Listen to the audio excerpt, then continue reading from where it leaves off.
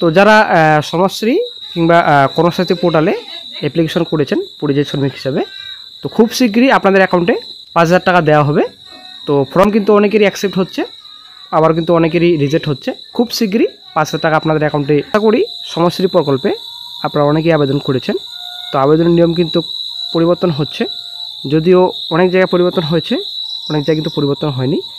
তো আপনারা অনেক শিখতে পাচ্ছেন সমাজশ্রী প্রকল্পের এই যে অ্যাপ রয়েছে, অফিসিয়াল অ্যাপ, মোবাইল অ্যাপ রয়েছে। তো সেই মোবাইল অ্যাপে আমরা এখন বর্তমানে রয়েছি।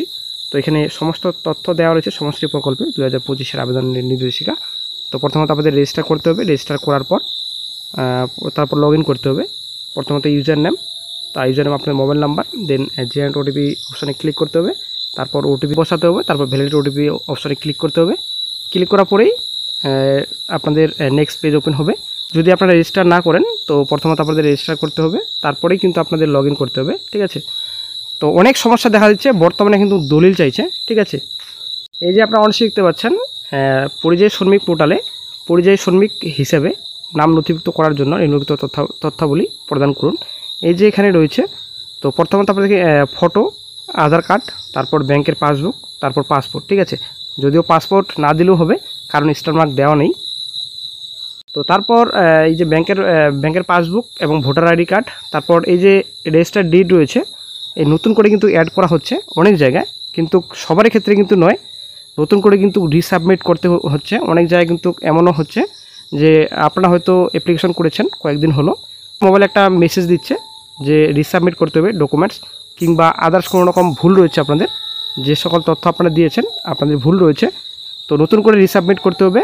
একটা কিন্তু রিসাবমিট অপশন আসছে এখানে, কিংবা রিআপলোডের একটা অপশন আসছে। তো রেজিস্টার ডিডে রয়েছে জমির দলিল। তো অনেকেই কিন্তু আসছে, অনেকে কিন্তু আসছে না। যাদের স্টার মার্ক দেওয়া রয়েছে তাদের কিন্তু অবশ্যই লাগবে, যাদের দেওয়া নেই না দিলেও চলবে।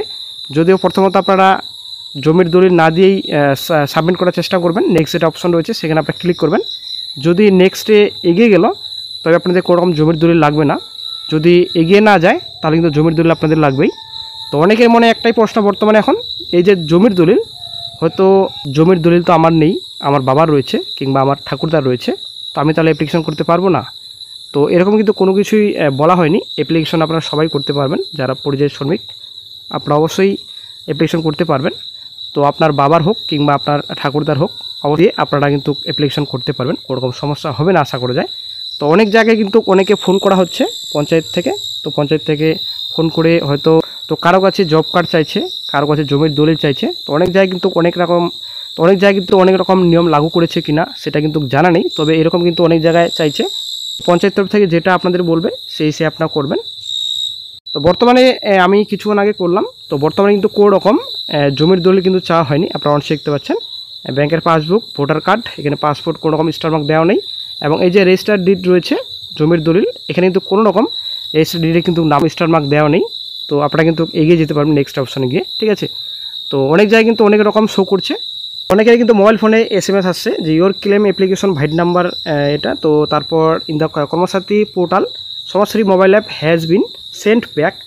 তো অনেক অ্যাপ্লিকেশন ফর্ম আবেদনপত্র কিন্তু ফেরত পাঠানোর কী উদ্দেশ্য, আপনাদের অবশ্যই প্রথমত লগ ইন হতে হবে। অফিসিয়ালি যে মোবাইল অ্যাপ রয়েছে সমাজশ্রী অ্যাপ, সেই মোবাইল অ্যাপে আপনাদের লগ ইন হতে হবে। কী আপনাদের রিসাবমিট করতে হবে অবশ্যই আপনারা চেক করে নেবেন। মোবাইল অ্যাপ যে রয়েছে মোবাইল অ্যাপে আপনারা লগ ইন করবেন। লগ ইন করার পর আপনাদের ডকুমেন্টস আপলোড করতে হবে, কিংবা আপনারা কোনো কিছু ভুল করেছেন নাকি, তো সম্পূর্ণ তথ্য আপনারা দেখবেন। যদি আপনাদের এরকম মেসেজ আসে যে সেন্ড ব্যাক করা হচ্ছে আপনাদের অ্যাপ্লিকেশন, তো অবশ্যই আপনারা কিন্তু লগ ইন হবেন। লগ ইন হওয়ার পর আপনাদের কী কী চাইছে সেখানে কিন্তু আপনারা পেয়ে যাবেন। আপনারা যদি ডকুমেন্ট যদি রিআপলোড করতে বলে তো রিআপলোড করবেন। যদি আপনাদের ফর্ম রিসাবমিট করতে বলে অবশ্যই আপনারা রিসাবমিট করবেন।